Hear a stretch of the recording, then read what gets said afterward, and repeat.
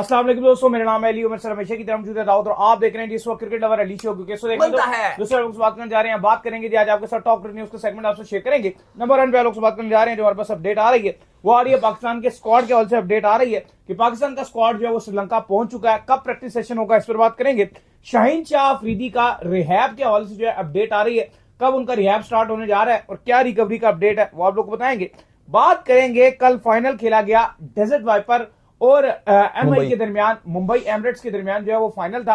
क्या बना भाई, वैसे तो आपको पता ही रिजल्ट क्या आया, जीत गए, लेकिन पाकिस्तान के खिलाड़ियों ने बड़ा अहम किरदार अदा किया इस जीत में, वो आपको बताएंगे। क्रैश कर दिया भाई आईपीएल के स्टार्स को। बिल्कुल। इसके बाद जो अपडेट आ रही है जी वो आ रही है हसन नवाज के हवाले से अपडेट आ रही है। क्या अपडेट है वो आप लोग से शेयर करेंगे। पाकिस्तान के हवाले से अपडेट आ रही है कि पाकिस्तान के कौन सा जो प्लेयर है वो रिप्लेस करने के लिए जा रहा है शाहीन शाह अफरीदी को बिग बैश लीग में, वो आप लोग से शेयर करेंगे। बात करेंगे बाबर आजम के हवाले से, आज फिर उनका जो है फेलियर देखने को मिला है बिग बैश लीग में, क्या स्टोरी है वो आप लोग से शेयर करेंगे। बांग्लादेश के हवाले से अपडेट आ रही है भाई, आईपीएल को लेकर उन्होंने आपको डिसीजन लिया है वो भी आप लोग को बताएंगे। अच्छा, जो जो लोग बिड करने के लिए जा रहे हैं उनके नाम लम्हा लम्हा जो है पाकिस्तान क्रिकेट बोर्ड जो है बताई जा रहा है, कौन कौन से नाम है, क्या क्या स्टोरी आ रही है वो आप लोग से शेयर करेंगे और एसिस पर भी बात करेंगे। तो अगर आप हमारे चैनल पर नए पहली बार आए चैनल को आप भी सब्सक्राइब करें और साथ एक बेल आइकन ना भूलिएगा। बात का आगाज करते हैं नंबर 1 खबर के साथ जो हमारे पास आ रही है। तो पाकिस्तान का जो स्क्वाड है वो पहुंच चुका है कोलंबो में, प्रैक्टिस सेशंस भी जो उनका रखवा दिया गया है और जो पाकिस्तान के प्लेयर्स, आपको पता है कि वो आईएल T20 खेल रहे थे, उन्होंने भी ज्वाइन कर लिया है पाकिस्तान के स्क्वाड को। देखिए, पाकिस्तान दस्तों की शक्ल में श्रीलंका पहुंचा, साइलेंट आप कह लो कि वहां से उनकी रवानगी हुई और उसके बाद पाकिस्तान टीम दम्बूला में इकट्ठी हुई है, जहां पर पाकिस्तान टीम का कल प्रैक्टिस सेशन रखा गया। कल आपको बताया कि जो बीपीएल खेल रहे थे वो खिलाड़ी भी साइलेंट से रवाना हो गए थे। शादाब खान ने भी टीम को ज्वाइन कर लिया था, जो हेड कोच है वो भी पहुंच गए थे। यूएई में काफी सारे जो आप कह लो कि मेजर हैं वो रिसेंबल हुए थे और उसके बाद वो वहां जाकर जो है श्रीलंका में पहुंच गए, जहां पर उनका बड़ा जबरदस्त किस्म का वेलकम भी किया गया। कल श्रीलंका ने ऑफिशियली तौर पर जो ब्रॉडकास्टर्स हैं और जो स्पॉन्सर्स हैं उनका भी ऐलान कर दिया था, लेकिन डिटेल्स भी आ गई हैं। कल पाकिस्तान टीम का जो स्क्वाड है, पहला T20 जो 7 तारीख को खेला जाना है दम्बूला में, उससे पहले कल पाकिस्तान टीम अपना पहला ट्रेनिंग सेशन रात के मुकामी टाइम के मुताबिक 8 बजे प्रैक्टिस करेगा, जबकि 4 बजे शाम को 4 बजे जो कप्तान सलमान अली आ गए हैं वो आएंगे और मीडिया को ब्रीफिंग देंगे इस सीरीज के हवाले से और बाकी वर्ल्ड कप के भी जो सवाल होंगे उनके हवाले से वो बात करेंगे, कॉम्बिनेशन के हवाले से बात करेंगे। तो कल सलमान अली आगा की 4 बजे प्रेस कॉन्फ्रेंस भी है और 8 बजे पाकिस्तान की टीम बाकायदा तौर पर प्रैक्टिस का आगाज करेगी। तो मजा आना है, बहुत टाइम के बाद सीरीज पाकिस्तान फाइनली एक लॉन्ग टाइम के बाद एक्शन में दिखाई देगी। लेकिन हाँ, जो आखिरी मैच खेला था पाकिस्तान ने ये 1.5 महीने 2 महीने के गैप में, वो भी श्रीलंका के साथ ही खेला था, तो दोबारा से ये श्रीलंका के साथ ही सीरीज खेली जा रही है। याद रहे ये एफटीपी में सीरीज नहीं थी, ये पाकिस्तान और श्रीलंका ने क्रिकेट बोर्ड से दोनों ने मशावरत के साथ इस सीरीज को ऑर्गेनाइज किया है। अलबत्ता जो एफटीपी में ऑस्ट्रेलिया के साथ सीरीज थी उसका अभी तक ताहाल शेड्यूल नहीं आ सका। कहा जा रहा है ऑस्ट्रेलिया की तरफ से कि 30 जनवरी से उस सीरीज को हम शुरू करेंगे और 5 फरवरी तक लेके जाएंगे। हम बार बार बात कर चुके हैं कि ये बहुत ज्यादा लेट हो जाएगा। 7 तारीख को आपको पहला मैच खेलना है। पाकिस्तान ऑस्ट्रेलिया वाली सीरीज को भी आपको 20-22 जनवरी से मैक्सिमम आपको शुरू करना चाहिए और फरवरी की 1-2 तारीख मैक्सिमम तक आपको सीरीज को जो है वो खत्म करना पड़ेगा। बिल्कुल। खैर, इसके बाद जो अपडेट आ रही है जी हमारे पास वो आ रही है शाहीन शाह अफरीदी के हवाले से। तो शाहीन शाह अफरीदी को लेकर जो ये अपडेट आ रही है कि उनका रिहैब जो है उसको स्टार्ट कर दिया गया है। 7 दिन मतलब 1 हफ्ता जो है उनका रिहैब जो है वो जारी रहेगा और इस हफ्ते में जो है पूरी कोशिश की जाएगी कि उनका रिहैब जो है कंप्लीट करवाया जाए और उनको जो है किसी तरीके से इस इंजरी से जो है बाहर निकाला जाए। तो दाऊद साहब, क्या लगता है ये जो इन्होंने रिहैब की अपडेट दी है कि हम 1 वीक तक जो उनका रिहैब जो है उसको कंप्लीट वो करेंगे, लाहौर में जो इनका रिहैब जो है कंप्लीट कराया जाएगा, तो क्या लगता है रिकवर कर जाएंगे? देखिए, आज जो पूरी डिटेल्स आई है जल्दी आपको बता देते हैं शाहीन के रिहैब को लेकर। पहले तो बता दिया गया है कि जो रिपोर्ट्स हैं वो बिल्कुल भी खतरनाक नहीं है, बिल्कुल भी सीरियस नहीं है। कहा गया कि 1 हफ्ते का टाइम दिया गया जिसमें उनका रिहैब होगा और अगर सब कुछ ठीक रहा तो अगले हफ्ते से शाहीन नेट्स में आ जाएंगे और बॉलिंग करना शुरू हो जाएंगे। और अगर जिस तरह से अभी तक डॉक्टर्स ने उनकी रिपोर्ट्स चेक की हैं, जो उनकी चेक किया है, बिल्कुल भी कोई खतरनाक चीज नहीं। और कहा गया कि 1 हफ्ते में बॉलिंग का आगाज कर देंगे, लाइट बॉलिंग, और जो पाकिस्तान ऑस्ट्रेलिया की सीरीज होगी उससे पहले वो मुकम्मल फिट हो जाएंगे। तो अभी तक की जो अपडेट्स आ रही है इसमें आपको क्रेडिट देना पड़ेगा पाकिस्तान क्रिकेट बोर्ड को कि उन्होंने फौरन से शाहीन को बिग बैश से बुलाया।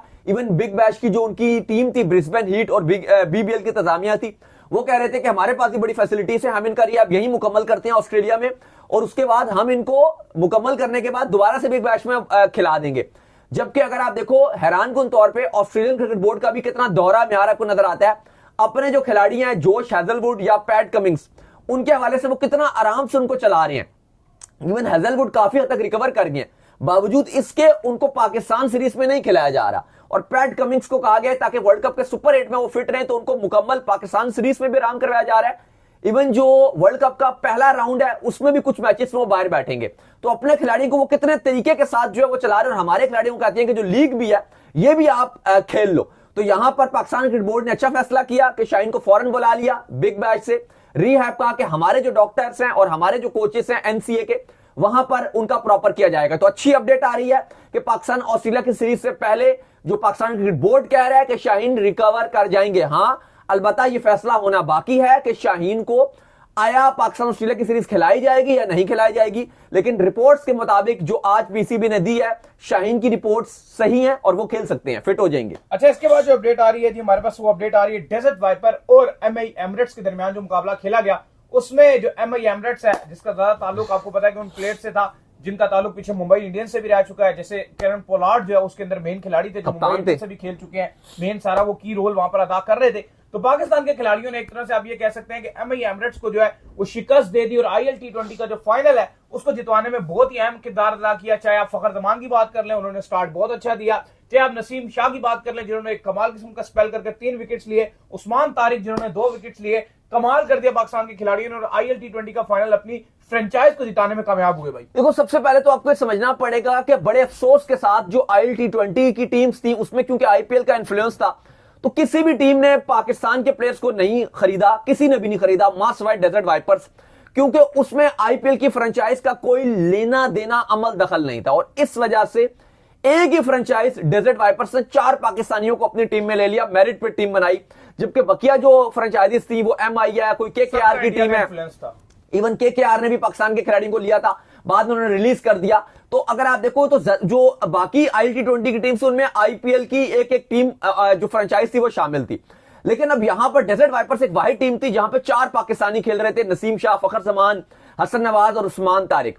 अब हुआ यह कि ग्रैंड फिनाले था कल, और उसके बाद कल भी हमने इस पर वीडियो किया था, लेकिन भाई क्या कमाल किस्म का पहले डेजर्ट वाइपर्स ने बैटिंग करते हुए 182 बोर्ड पे लगाए, जहां पर सैम कुरन ने एक अच्छी नॉक खेली, फखर जमान का एक अच्छा स्टार्ट था।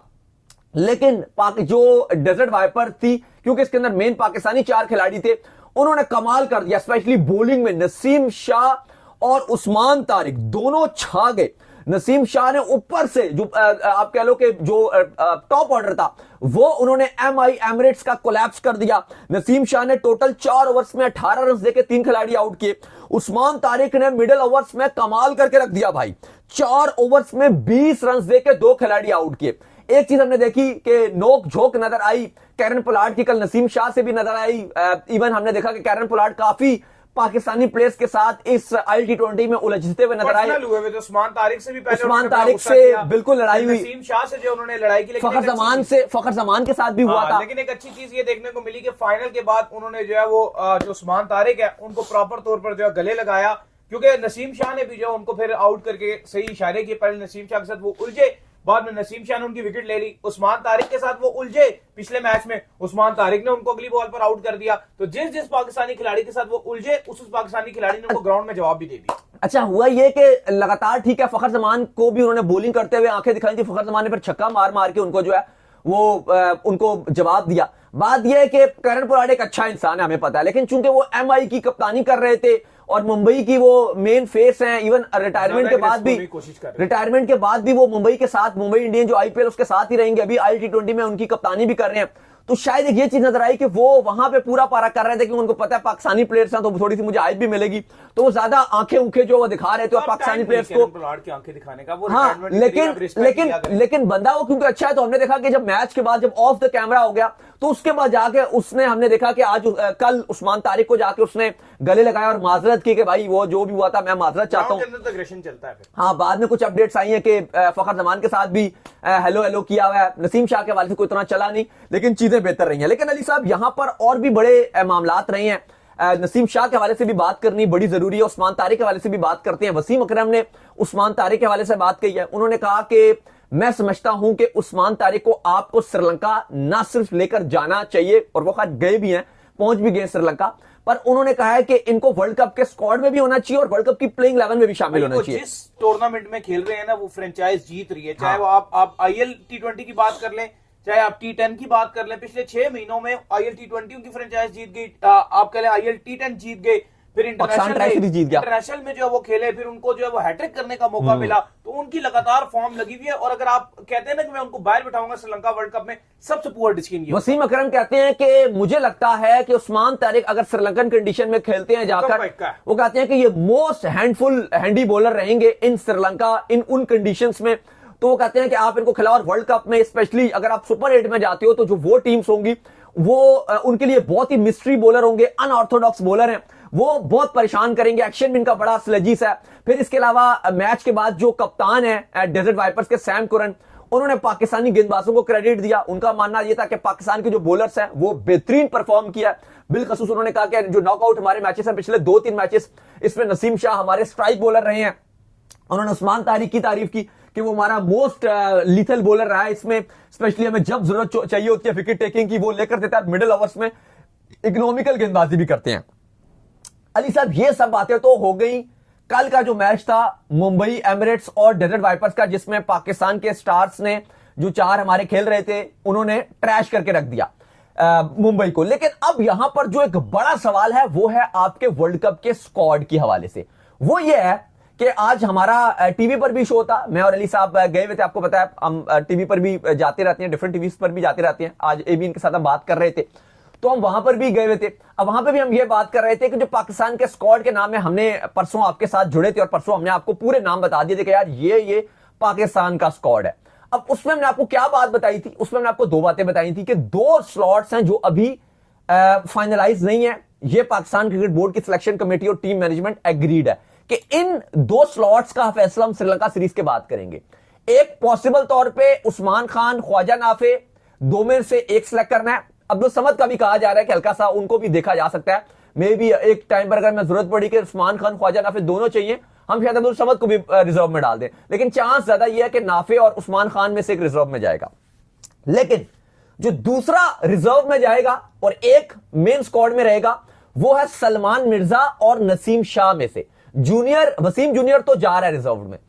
अब पहले नसीम शाह की इतनी परफॉर्मेंसेस थी नहीं जब पाकिस्तान टीम की तरफ से खेल रहे थे, ड्रॉप भी किया गया था। सलमान मिर्जा बहुत अच्छा कर रहे थे, लेकिन इस आईएल T20 में नसीम शाह बहुत बेहतर नजर आए, और स्पेशली जो पिछले 1-2 मैचेस हैं और जो फाइनल है, क्योंकि फाइनल में जिस तरह की उन्होंने गेंदबाजी की, 3 विकेट्स उन्होंने चटका दिए, टॉप ऑर्डर कोलैप्स कर गया मुंबई का, और उसमें अहम रोल अदा किया नसीम शाह ने। लेकिन दाऊद, मेरा यह मानना है, आपने सलमान मिर्जा के ऊपर इतनी बड़ी इन्वेस्टमेंट की, आपने सलमान मिर्जा को थ्रू आउट अपने साथ रखा, नसीम शाह के नजदीक भी नहीं थे, और फ्यूचर में भी अगर आप मुझसे पूछोगे नसीम शाह को हमने T20 से क्यों रिलीज किया था, उसकी रीजन ही ये थी कि जब उनके 3 ओवर खत्म हो जाते थे तो चौथी ओवर में तो वो लाइन पकड़ना शुरू करते थे, उनकी बॉल चौथे ओवर में अच्छे से जो है टर्न होना शुरू होती थी, उनको समझ आती थी कि यार हमने किस टाइम पे बॉल करना है।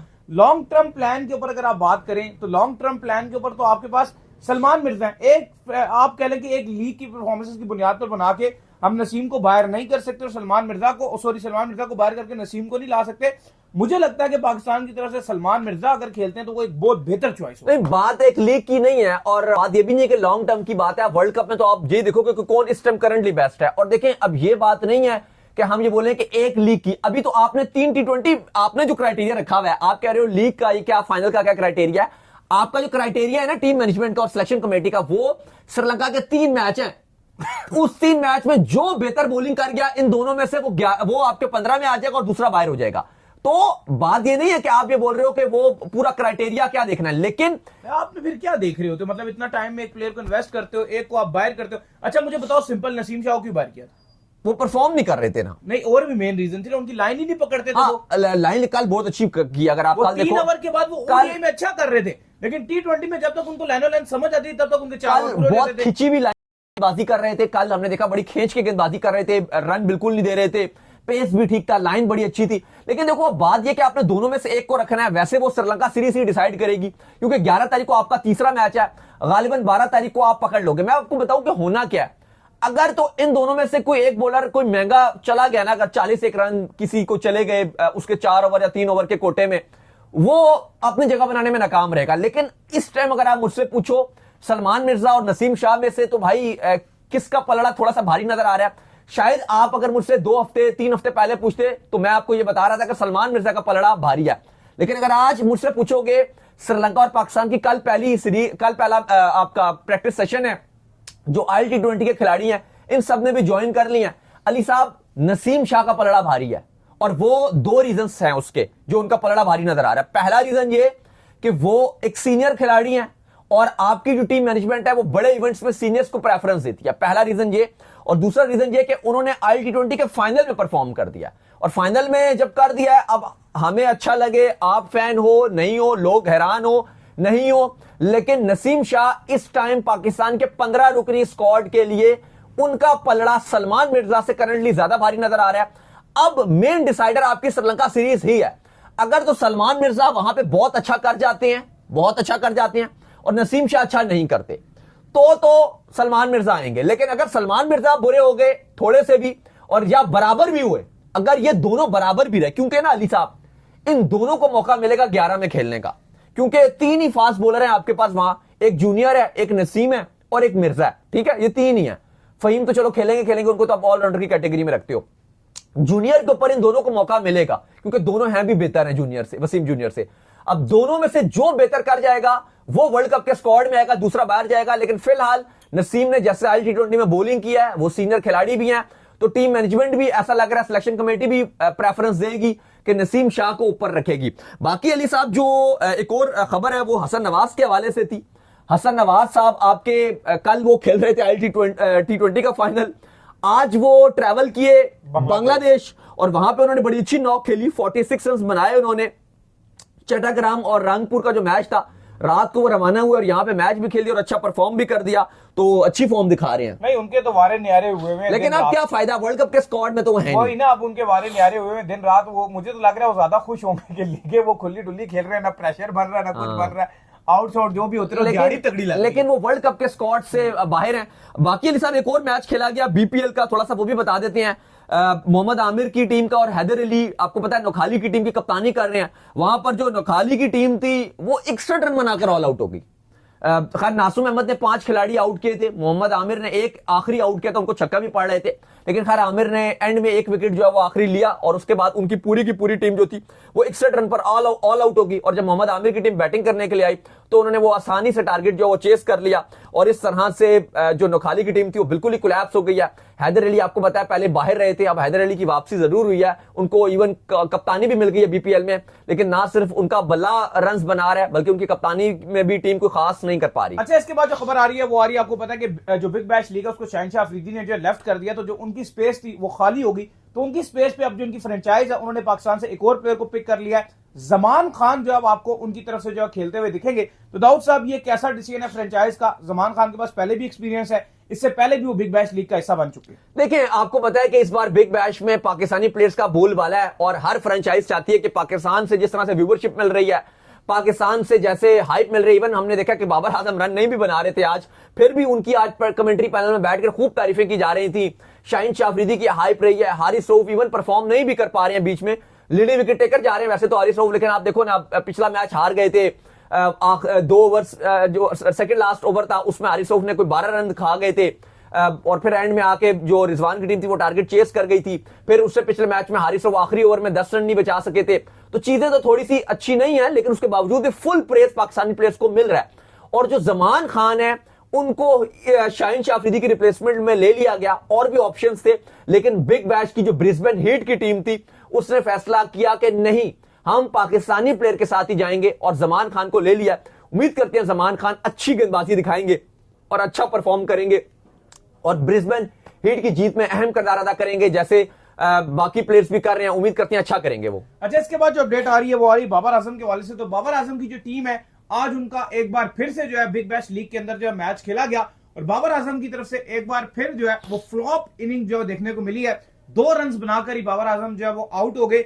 दाऊद साहब, इनिंग्स आ रही है, लेकिन बहुत वक्फे से बाबर साहब की इनिंग्स आ रही है। गिलक्रिस्ट ने भी इवन उनके ऊपर जो है बड़ा क्रिटिसिज्म किया है कि बाबर आजम जो है वो ये चाह रहे होते हैं कि जो सेकंड मैन है वो अपनी जॉब जो है डन करे, वो आके किसी तरह जो है फिनिश करे, लेकिन बाबर आजम को हरी होना पड़ेगा फिनिशिंग के लिए, वो किसी और के ऊपर डिपेंड नहीं हो सकते। देखिए, जो पिछला मैच था बाबर आजम इवन उन्होंने 50 स्कोर की थी, टीम जीती थी, लेकिन वहां पर बाबर आजम मैच फिनिश नहीं कर पा रहे थे। वहां पे एंड में सदरलैंड थे, उन्होंने आके परफॉर्म किया था और एंड में आके एक गेंद कबल सिडनी ने मैच जीत लिया था। मसला यह है बाबर आजम का भी, उनके स्टैट्स पे भी आते हैं कि बिग बैट्समैन की क्या परफॉर्मेंस है। आज लेकिन उनकी टीम जीत गई, बाबर आजम ने सिर्फ 2 ही रन बनाए, लेकिन लो स्कोरिंग मैच था, उनकी टीम ने फाइनली उस टारगेट को चेस कर लिया। छोटा टारगेट था, सिडनी सिक्सर्स का ब्रिस्बेन हीट के साथ मैच था और सिडनी सिक्सर्स जो है उसने टारगेट चेस कर लिया। लेकिन बाबर आजम ने अभी तक बिग बैश में 6 मैचेस खेले हैं, 6 मैचेस, उसमें बाबर आजम ने 131 रन बनाए हैं। एवरेज बाबर आजम की 26 की है, लेकिन स्ट्राइक रेट का थोड़ा सा मसला है। स्ट्राइक रेट तकरीबन 111 110 का स्ट्राइक रेट है, 111 का स्ट्राइक रेट, और 250 स्कोर किया बाबर आजम ने।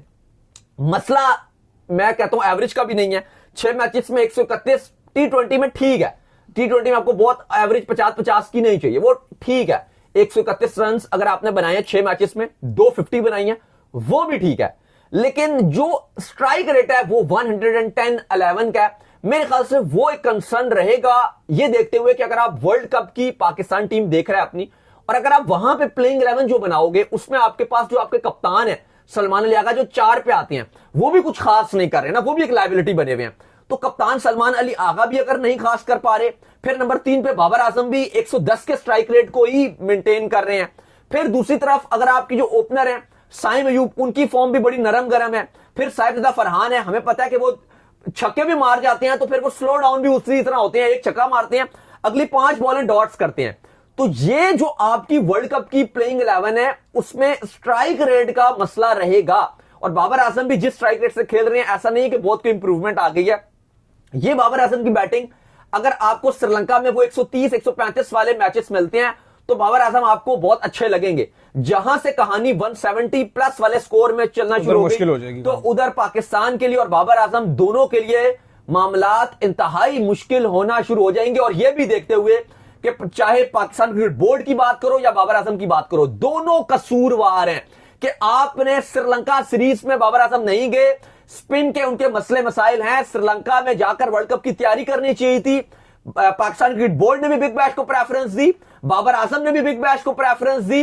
वर्ल्ड कप की बिल्कुल ये तैयारी मैं नहीं समझता कि जो बिग बैश के मैचेस हो रहे हैं, ये कोई तैयारी चूरी नहीं है। अच्छा, इसके बाद जो अपडेट आ रही है वो आ रही है बांग्लादेश के हॉल से। तो बांग्लादेश ने जो आईपीएल है, जो उनके साथ उनका मसला चल रहा है इस वक्त इंडिया के साथ, आईपीएल को बैन कर दिया है। आईपीएल अब जो है वो बांग्लादेश में ब्रॉडकास्ट नहीं की जाएगी। आपको पता है कि पाकिस्तान में तो पहले ही बैन थी, लेकिन बांग्लादेश के प्लेयर चूंकि उसका हिस्सा थे, तो इस वजह से उनको जो है वो वहां पे आईपीएल बांग्लादेश में वो देखने को भी मिलती थी। अच्छी व्यूअरशिप जो उनको बांग्लादेश से मिलती भी थी, बांग्लादेश क्रिकेट फैन बड़ी तादाद में क्रिकेट को देखते हैं। लेकिन अब उन्होंने इस तमाम तर चीजों के चलते जो उनको बैन भी कर दिया है। अच्छा, दूसरी तरफ एक और दोहरा म्यार भी देखने को मिला आईपीएल का कि शकीबुल हसन को जो आईपीएल ने रखा हुआ है और जो मुस्तफिजीर है उनको जो है वो निकाल दिया है। ये क्या वजह है? क्या उनकी वो जो एक वजीर आजम वहां पर मौजूद है, जो बांग्लादेश की शेख हसीना जो वहां पर मौजूद है, वो उनके करीब थे, इसलिए शायद उनको रख लिया है।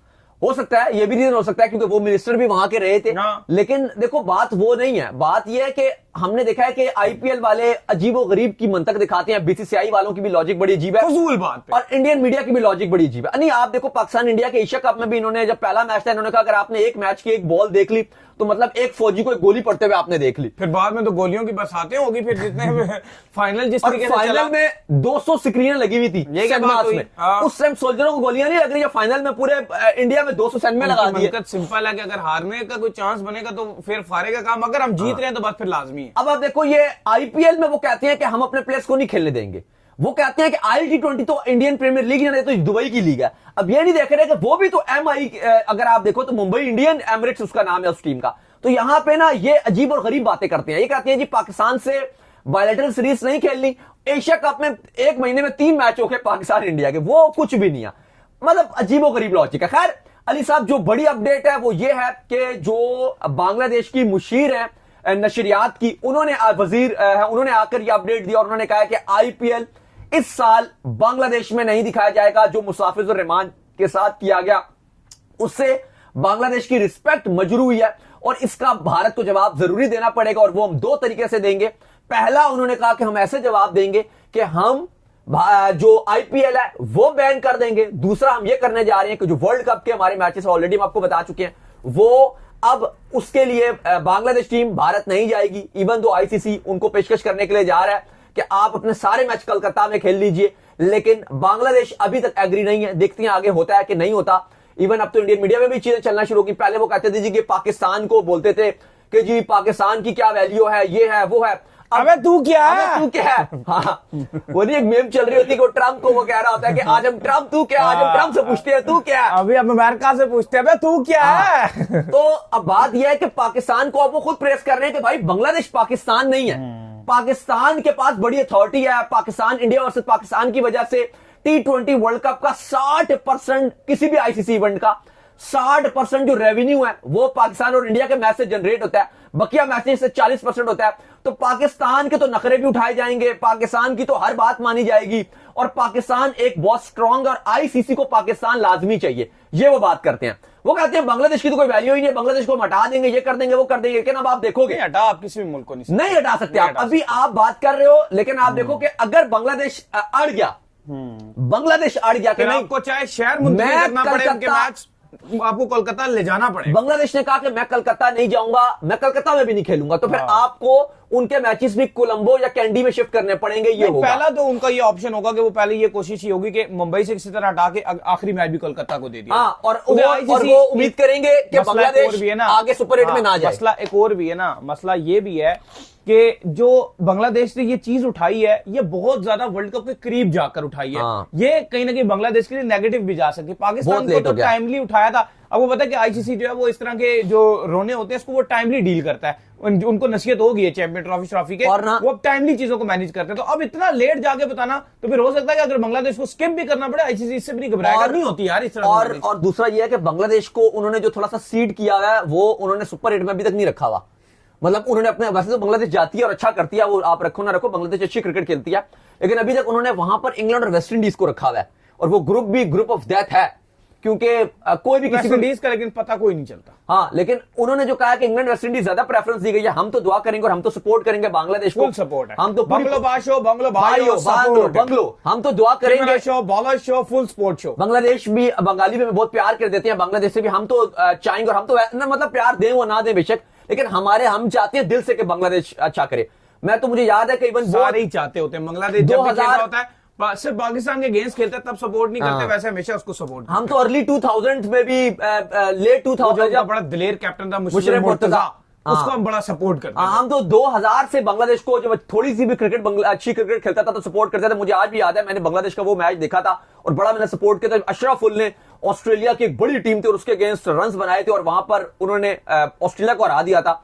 2004 की शायद गालिबन बात है। बहुत ही कमाल किस्म की अशरफुल ने नॉक खेली थी और उसके बाद जितवा दिया था। मेरे बड़े फेवरेट बैट्समैन थे अशरफुल उनके।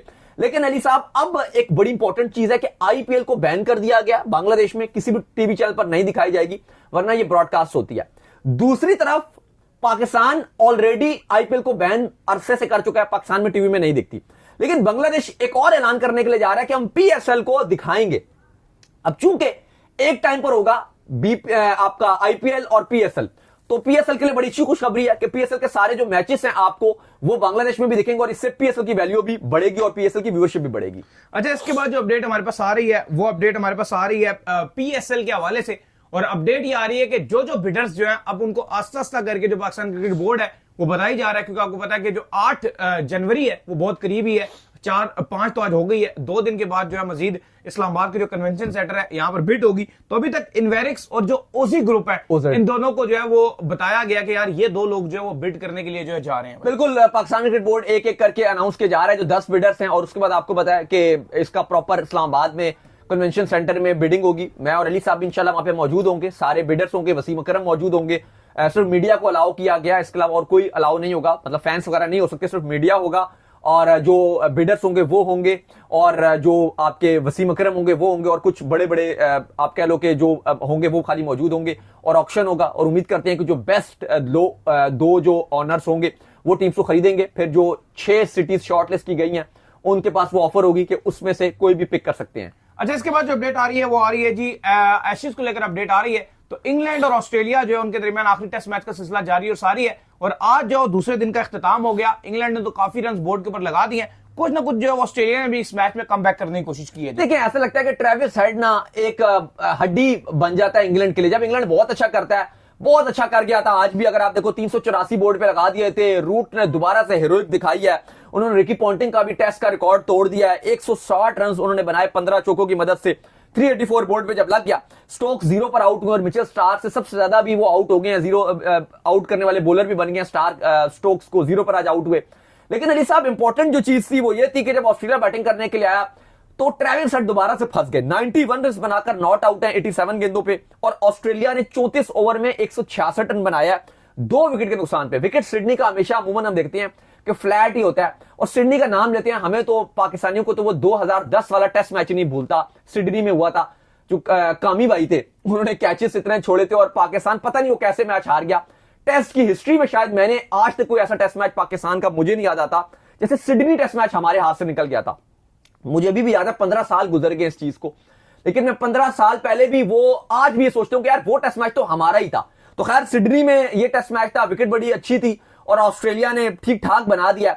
ये पहले भी एक टाइम पर लगा था कि शायद इंग्लैंड, जब लो स्कोरिंग मैच चल रहा था, पहला टेस्ट मैच था, उस टाइम भी लगा था कि शायद इंग्लैंड बड़ी वापसी कर गया। वहां पे भी ट्रेविस हेड ने तेज खेल के, तो लेकिन अभी मैच बड़ा दूर है, अभी मैच बड़ा दूर है, 218 मजीद है। अगर कम बैक इंग्लैंड करना चाहे तो अच्छा कर सकता है। तो चलिए उम्मीद करते हैं आज हमारे शो आपका वीडियो को लाइक कीजिए, हमारे चैनल को सब्सक्राइब कीजिए, साल के बेल आइकन को बजाइए, एक और काम कर लीजिए, और वो ये कर लीजिए कि आप जो इंस्टाग्राम पर जाइए, इंस्टाग्राम पे मुझे फॉलो कर लीजिए, वहां पे मैं मौजूद हूं दाऊद क्रिकेट के नाम से। अगर आपको सवाल हो तो भेजिएगा और उनको भी फॉलो कीजिए। मुझे फॉलो कीजिए, मैं ऑफिशियल के नाम से लिंक डिस्क्रिप्शन में, मुझे आप सुनने।